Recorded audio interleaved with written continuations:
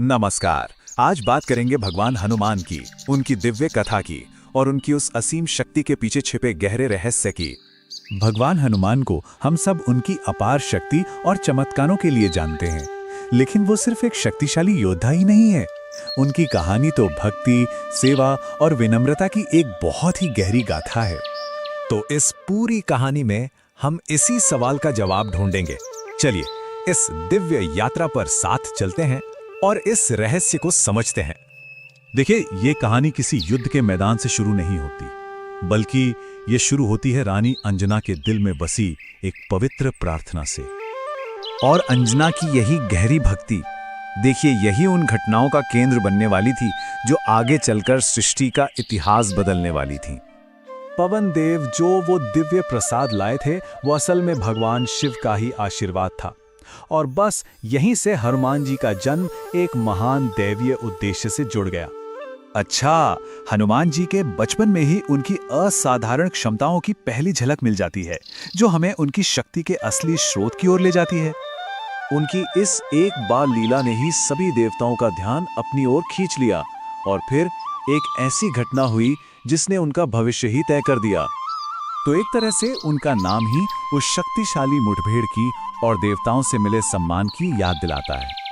तो जब पवन देव अपने बेटे पर हुए इस प्रहार से नाराज हुए, तो पूरी सृष्टि का संतुलन ही बिगड़ गया।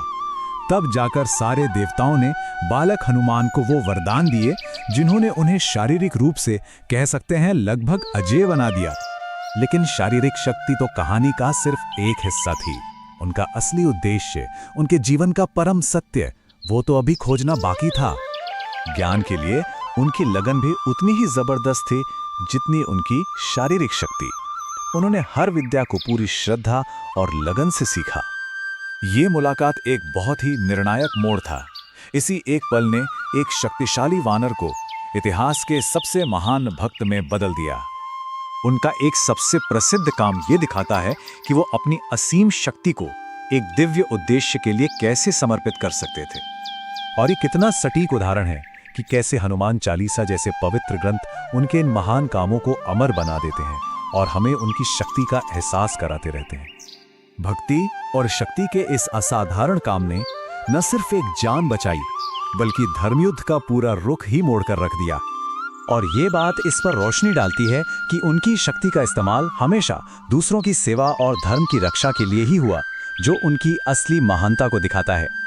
ये सब हमें वापस हमारे उसी मूल सवाल पर ले आता है कि आखिर हनुमान जी की इस अद्भुत शक्ति का अंतिम स्रोत क्या है।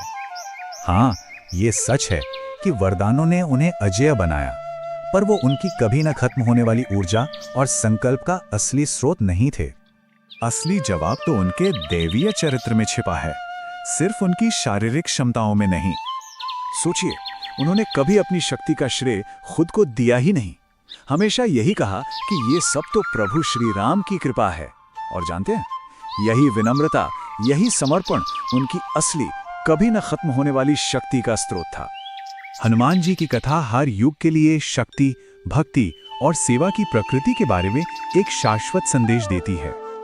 और ऐसी मान्यता है कि अगर हनुमान जी की सच्ची भक्ति की जाए तो इंसान को साहस मिलता है और जीवन की बड़ी से बड़ी मुश्किलें भी दूर हो जाती है।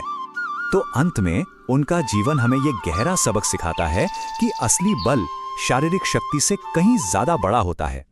तो हनुमान जी की विरासत सिर्फ एक महान योद्धा की नहीं है, बल्कि वो एक आदर्श भक्त की विरासत है। एक ऐसी कहानी जो हम सभी को हमेशा याद दिलाती है कि सच्ची और अटूट शक्ति असल में मिलती कहाँ से है। वो मिलती है निस्वार्थ सेवा और पूर्ण समर्पण से।